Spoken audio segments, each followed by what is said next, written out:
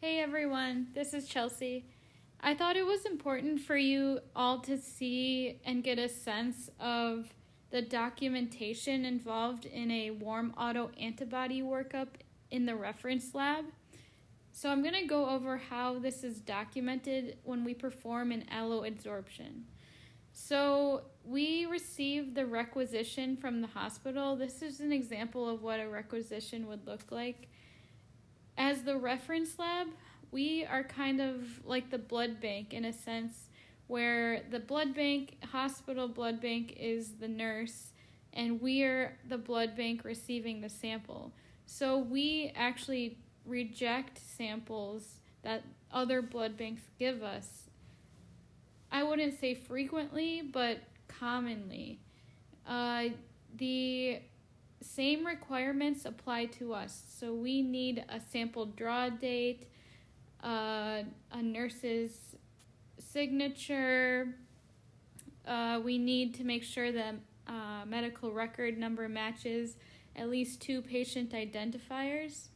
And a lot of blood banks don't really understand that we actually have more restrictive guidelines in terms of accepting samples, because we really depend on the hospital blood banks to provide as much information as possible. So we have all of the hospitals fill out this requisition form. It's an adaptation from my current employer, but it's not exactly. So the hospital itself is documented in the top left here. The hospital will indicate the priority of the sample. In the reference lab, our testing can take a very long time, especially with these adsorption procedures. They typically take a whole entire shift. So our turnaround time for emergent samples, which is the highest priority, is around, we give the hospitals 1 day. When it's an emergent sample, we drop all of the stats that we're working on and we work on the emergent. So we cannot typically give a hospital blood bank an exact time when the sample will be complete, but our turnaround time is usually within 1 day. A routine specimen and a stat specimen would be anywhere from 1 to 3 days. So the hospital will provide us with hopefully as much information as possible. The reference lab will likely follow up if the hospital does not give enough information. In this case, I created this patient, Charles Drew. And I'm not sure if you know who this person is. Charles Drew was an African-American medical director. He was the first medical director of the American Red Cross, and he was the first person to start mobile blood drives. He was an activist as well. I believe in the time when blood banks first started, they were segregating units of blood in the refrigerator, and he really advocated against that. So I suggest that you read about him. He's a very interesting person in the blood bank history. So I just use him as an example. This person has systemic lupus, and he was also involved in a motor vehicle accident. We've probably all seen this before. He has a hemoglobin of 5, which we know is quite low, and an active bleed. So to me, this justifies the sample being called or classified as emergent, because this patient is actively bleeding. He was in an accident. He requires units of blood, which I'll go over in a little bit. But it's important for us to prioritize in the reference lab. So as a technologist, I need to be able to prioritize a sample, and to me, this is high priority. Another important factor is the draw date. It's one of our sample requirements. Quite often or commonly, we need to reject samples because the draw date and time is not on there. But just like you and if you're not working in the reference lab and you work in a hospital blood bank, you also require the draw date and time, and so does the reference lab. So in this case, the hospital reported that the patient is A positive. He's in a motor vehicle accident. His hemoglobin is quite low. He's actively bleeding, and he was recently transfused about 1 month ago.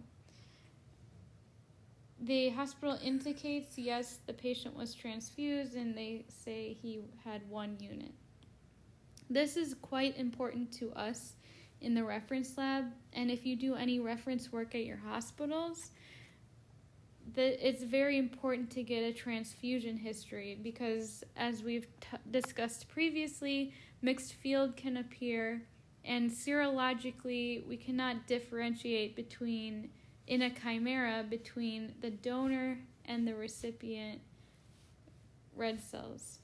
So the hospital will then indicate the reason for submission. In the reference lab, we have a very large panel of options for the hospital, everything ranging from antibody ID, titer, an investigation of an elution. Some hospitals simply just want us to perform an elution. We also have hemolytic transfusion reaction investigation. These additional services are often sent out because they're highly specialized, such as the thermal amplitude or the drug studies, and genotyping. It's not financially reasonable to have every single reference lab do these specialized testings when they're not requested as frequently. So it's common for reference labs to then reference another sample to another reference lab in their organization. Then at the bottom here, they have requested 1 unit of cross-matched blood.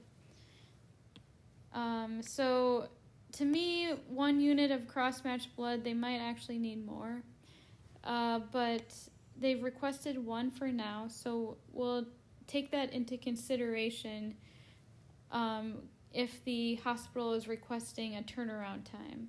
It might take a little longer depending on what the antibody is.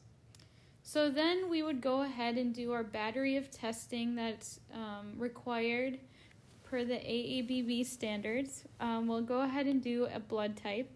So in this case, I see anti-A has 4+ mixed field, anti-D is 4+, and the reverse also matches the forward, which is group A. This mixed field we always need to follow up on. I always refer to the requisition, and in this case they did tell us that this patient received 1 unit of group O blood. The patient is group A. So I have now a reason why I'm seeing mixed field. So I can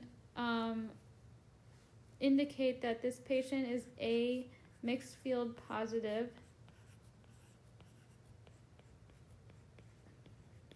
And this is like the mixed field is likely due to the recent transfusion. Next, we will perform a DAT. In the reference lab, we perform this routinely on all of our patients because it gives us a clear direction of where to investigate the workup. In the hospital blood banks, it is not required, and usually the DAT will result in additional work that is not necessary in a compatibility testing environment, but in a reference lab environment, it's very important. In this case, the DAT was 3+ in strength at immediate spin. I did not test it at room temperature, although you can if you'd like to. So the interpretation for the DAT is positive with polyspecific. We would also want to follow up with the monospecific reagents, so IgG and C3. And when I test those, C3 is negative, and IgG is 3 plus in strength. So to me, this is indicative of starting to look like a warm autoantibody, but I can't make any assumptions. I can just kind of narrow my direction of where I'm going. Also, another thing to note, in the reference lab, we indicate check cells with a check mark, whereas most hospital blood banks would designate the reaction. So next, I'd like to run screening cells. That's typically our next step. So in this case, I have screening cells. They expire. They have some time to expire. One thing I always note about the screening cells, which I had never really known until I worked in a reference lab, was that the screening cells are all manufactured by different manufacturers, but there is a common theme for screening cells. Our screening cells are typically 3-cell. They can also be 2 donor cells. But always, the cells will be the same Rh phenotype given the vial number. So by that I mean all screening cell 1 vials will be R1. All screening cell 2s will be R2, and all screening cell 3s will be little r. To remind you of the nomenclature of Rh phenotype, which we use all the time in the reference lab. At first it was confusing to me, but now I completely get it. It does take a little learning curve to understand the nomenclature of what an R1 cell is. But once you do, it's very quick to say, and you can just tell a technologist, I need an R1 cell. Can you get that for me? And they'll type it. So I created this little legend here, which I often write down if I forget. But an R1 cell is a cell that is big D, big C, and little e positive. We're typically interested in the negative phenotype as well. So an R1 cell is opposite in the negative. It's little c negative and big E negative, but it's big C positive and little e positive. So when you say R1, the 1 is the place of the C, the big C, and so the opposite of that is little c, and that's negative.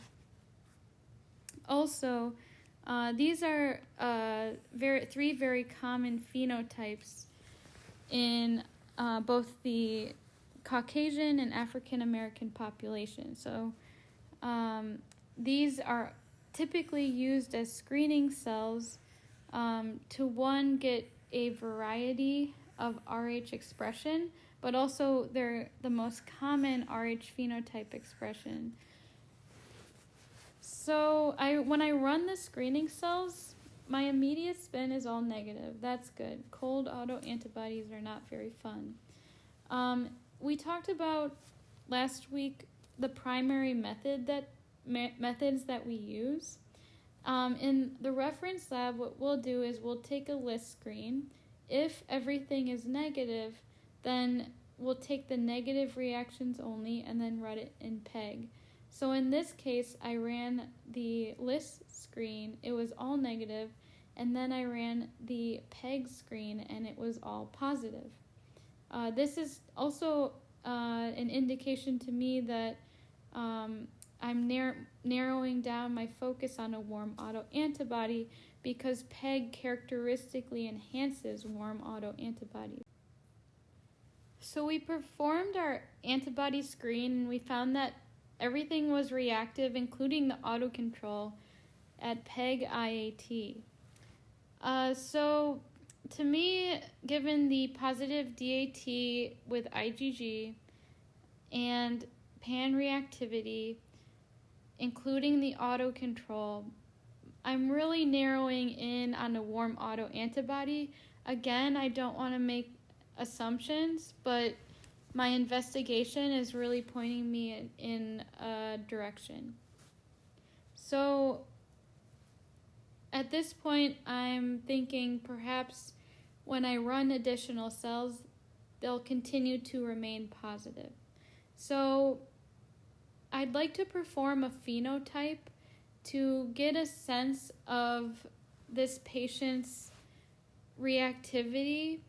In the reference lab, our primary concerns are the major blood groups, and those are all listed here in the middle.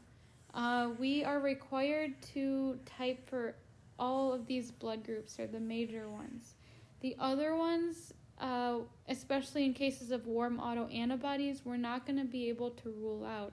And that is a limitation of an adsorption procedure, is that high-frequency antibodies can be adsorbed out because the testing has limitations. However, as noted in the requisition and as demonstrated in the blood grouping, this patient was recently transfused. So unfortunately, we're not going to be able to confidently perform a phenotype until we perform a procedure which separates the donor and the patient red cells which are circulating in the patient. And to do this, we need to perform something called a cell separation. Not a lot of people have seen this, so I'd like to show you today. The cell separation procedure really relies on the density of the red cells. So donor red cells are typically older, they're already in circulation, whereas the patient is producing red cells and also removing the old.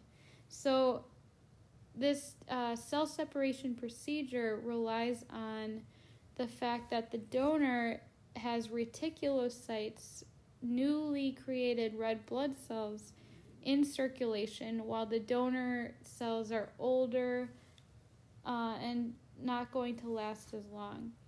The reticulocytes are less dense than the older red cells. So a brand new baby red cell is going to be lighter and float at the top of a centrifugation, and the donor older cells will fall to the bottom.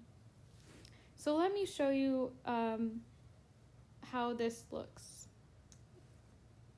So here is the patient's cells. I put them in these small hematocrit tubes using a pipette. And I will need a lot of these hematocrit tubes. So now I've taken this washed, cell-separated patient blood, and I put them in these tiny little hematocrit tubes. The next thing I'll do is I'll spin the hematocrit tubes here in this hematocrit centrifuge. In this example, I have 12 little tubes, but the more the better, as you'll see in the next step. So in the next step, we take each of these small hematocrit tubes, and the technique relies on the fact that the reticulocytes will be located at the top here. The literature says 3 to 5 micrometers, which I've approximated here using the scissors.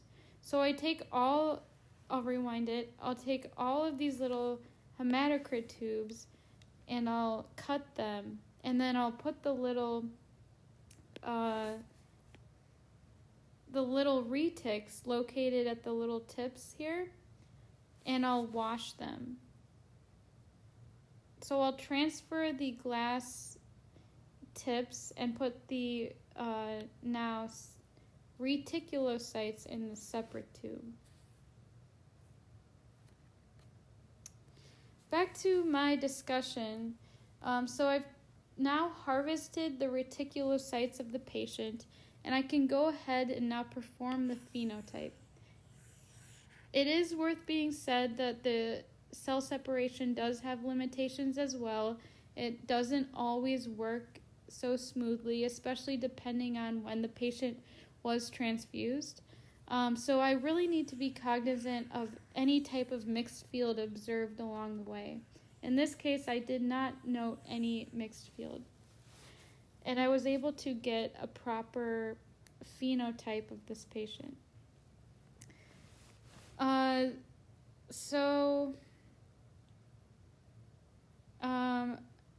It's important also to perform the direct antiglobulin test, IgG, on the cell-separated cells. If we perform a cell separation and the DAT is negative, where before it was positive, that can have other meanings, which we'll go over in the other lectures. But in this case, it remained positive.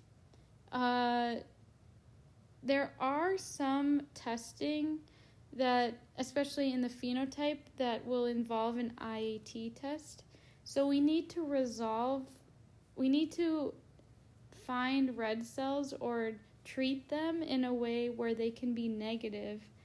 And then we can go ahead and perform the phenotype serologically at IAT. So to do this, we commonly use a treatment called EGA treatment.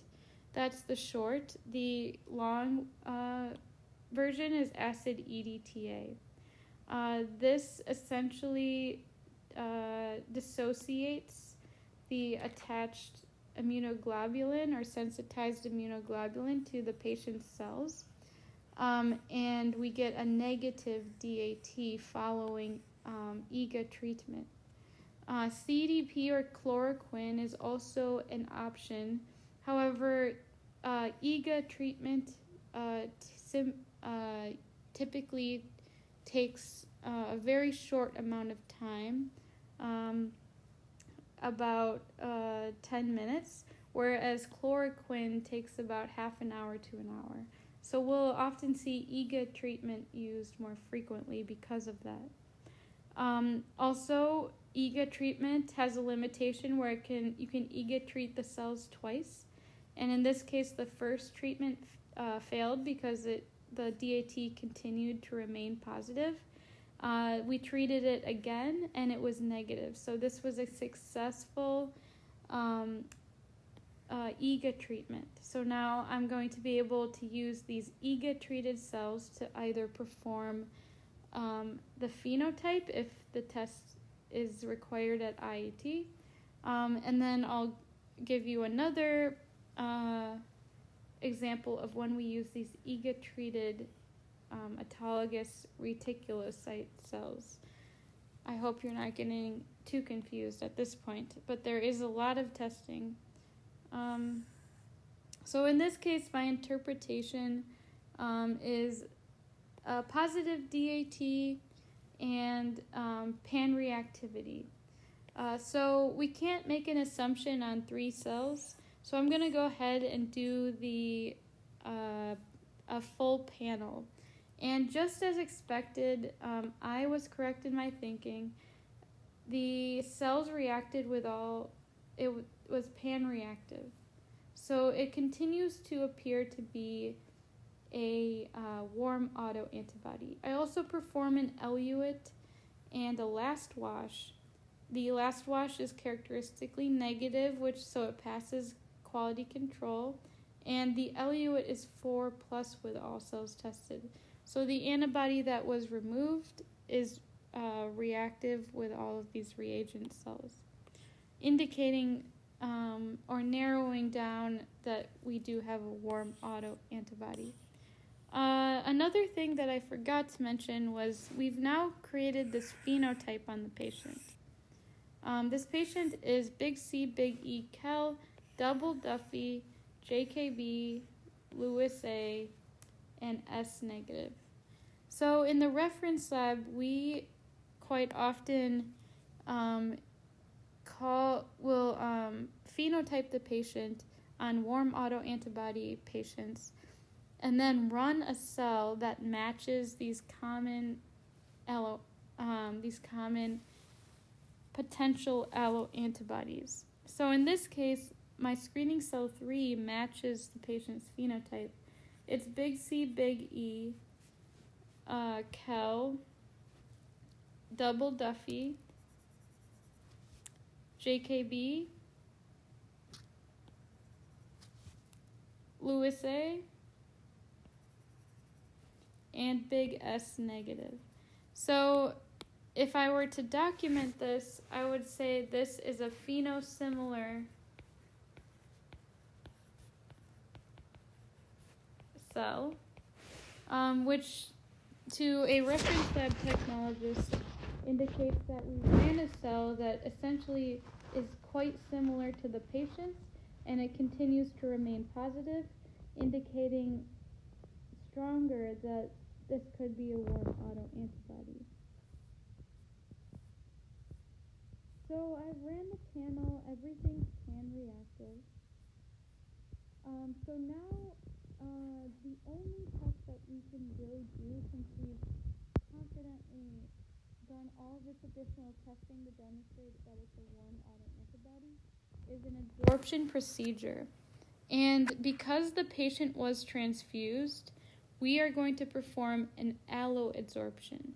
We only perform autoadsorption if we can get a confident answer from the patient and the clinical team that this patient has not been transfused in the last 3 months. If they have been, we will always perform an alloadsorption, and if you're not clear, you should perform an alloadsorption. Some reference labs use untreated cells. Some papain treat them. Some use a adsorption procedure called the PEG adsorption procedure, where it enhances the uptake of antibodies. I think the safest method is to use untreated cells. The limitation with the PEG adsorption is that you're adding a reagent which could possibly dilute the adsorption, the antibody in the adsorption procedure. So in this case, we'll use an untreated cell. So the first test that I perform is a DAT negative autocontrol. This is a measure that's similar to testing a phenosimilar cell. So as you remember, we separated the patient and the donor cells by harvesting the reticulocytes using the cell separation procedure, and then we treated it 2 times with the EGA treatment to dissociate the bound antibody from the red cell. When we did this, we got a negative reaction after 2 times. So I'll then test the DAT. I'll then test the patient's plasma with the DAT negative autocontrol, and in this case, we get a 3+. So I've further provided proof that the plasma reacts with a negative cell of the patient's. So this is another measure that we can use to confirm warm autoantibody presence. So when we perform the adsorption procedure, the first thing that we'll do is we'll test the DAT of the adsorbing cells. And I uploaded a video of an adsorption procedure. And what we'll do in an adsorption procedure is we'll take 3 different donors, each with different phenotypes. In the reference lab, we use R1, R1, R2, R2, and little r, little r. Make sure you can translate that into the Wiener nomenclature and then be able to revert back to the different nomenclatures. Because these 3 different cell lines will be used quite frequently, not only in your SBB exam, but in a reference lab setting. So we do a DAT of all 3 of these cells, and the reason is because if the DAT of any of these cells are positive, then our testing will be invalid. They always should be negative for us to, because our goal is to take that warm autoantibody and sensitize it to these donor reagent cells.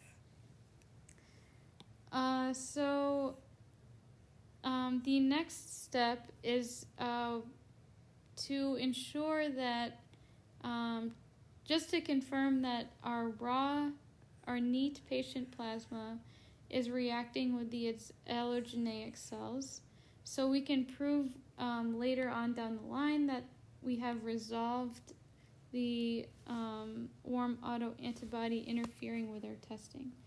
So in this case, we take raw or neat patient plasma and we test it at IAT, and everything's 3+. So much like our other reagent cells, this makes sense.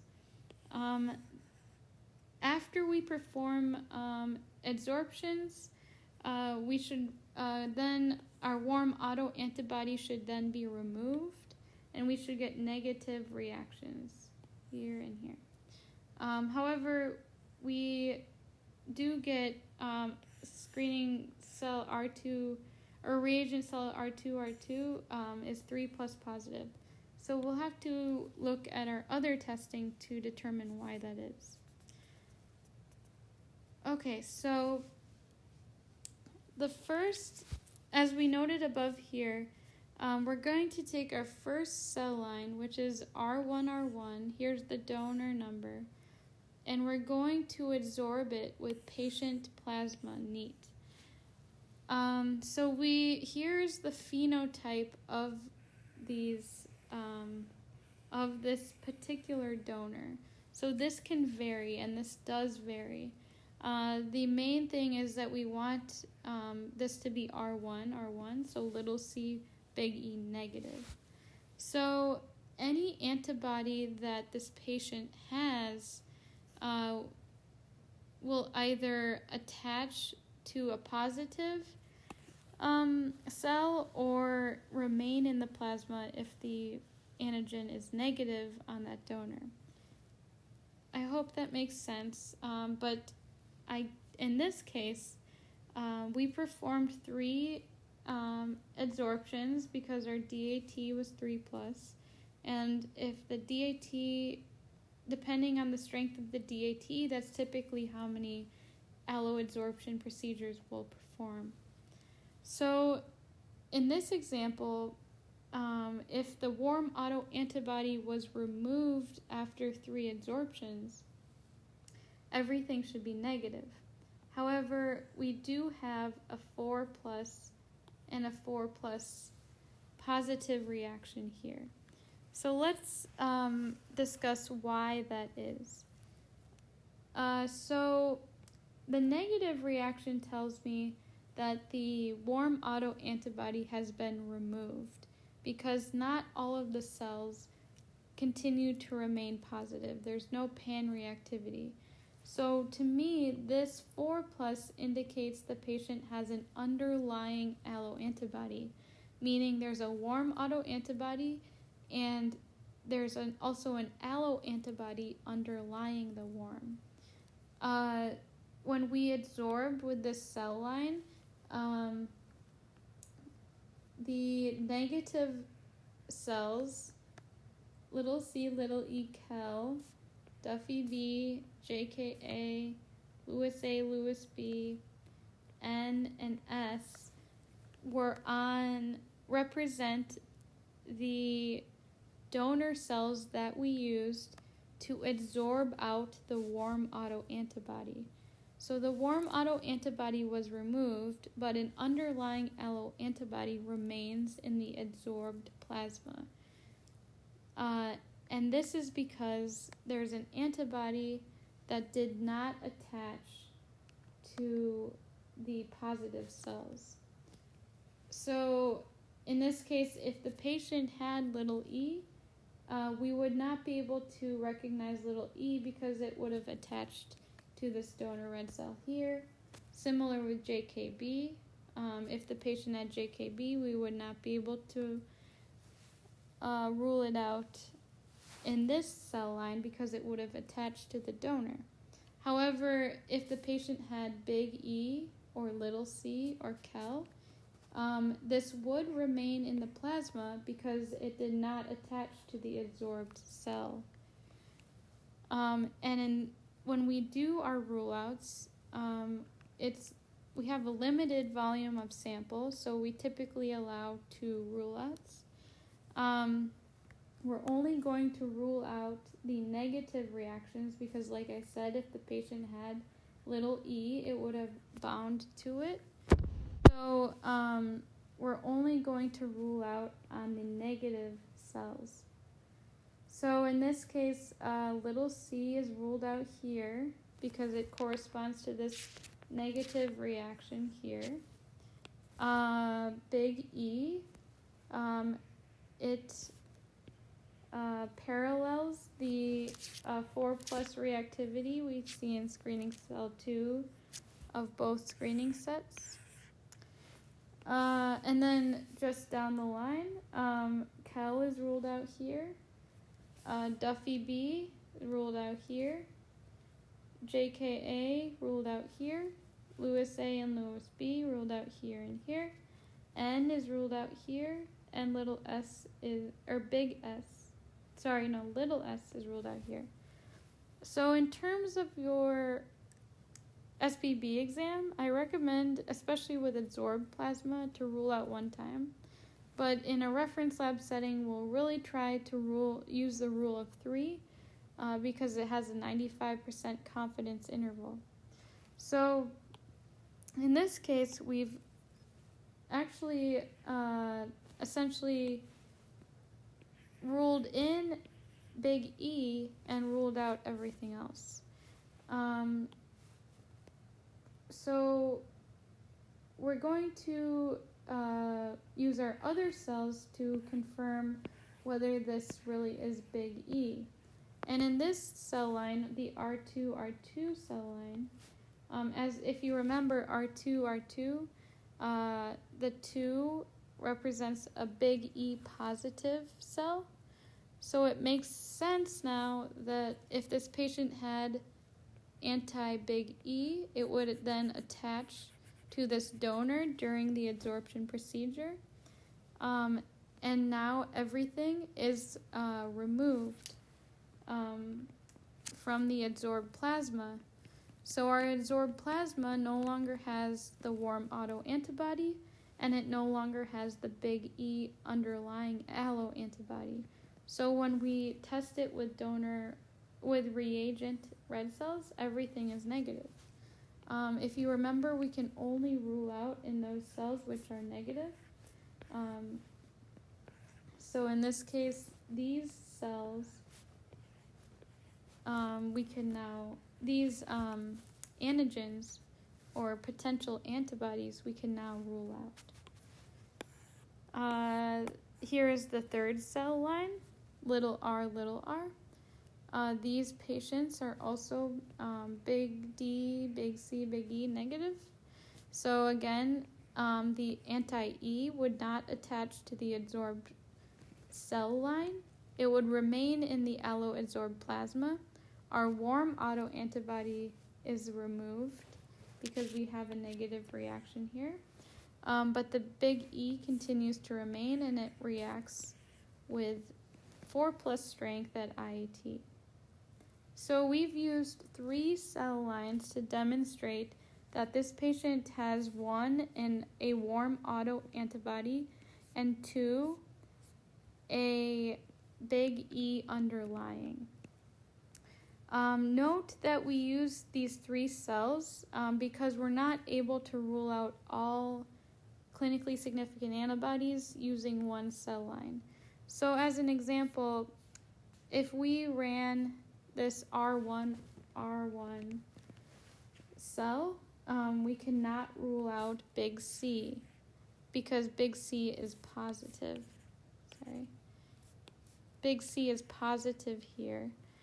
So if the patient had big C, it would attach to the donor red cell, and we would not be able to identify it.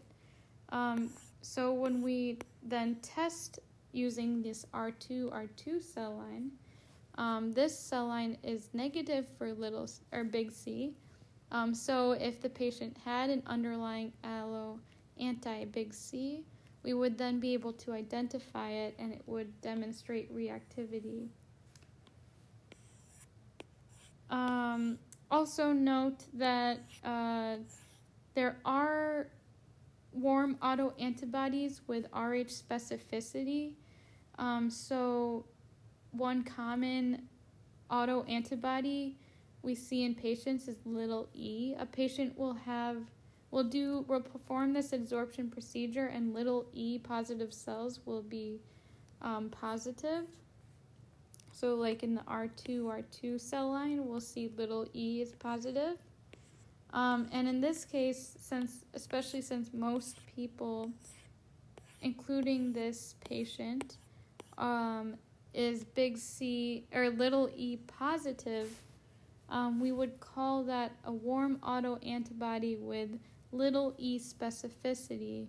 These antibodies do not commonly demonstrate clinical significance, and especially since little e antigen negative blood is difficult to locate, we would typically not provide antigen negative red cells. We would request that the blood bank alert us if the patient had a variant allele, because those patients can appear serologically positive but continue to have the potential to develop an allo anti-little e. So there's really a lot of different things you need to think about in this whole process. So finally, my interpretation in this workup is a warm autoantibody in the neat plasma, so no alterations, and in the eluate. Then I perform an absorption procedure 3 times, and I identified an underlying allo anti-big E. On the right side, here's my picture. So this is the donor reagent red blood cell of R2 cell line, and I'm taking the patient plasma and I'm incubating it. I transfer it to another tube 3 times because the strength of the warm autoantibody is high. So in this plasma, this is the adsorbed plasma. It will now, for an R2 cell, so remember that's big E positive, the big E will attach to this donor red cell, and also the warm autoantibody will attach to the red cell. And so when we test this adsorbed plasma, everything will be negative because our big E and our warm are attached to this red cell.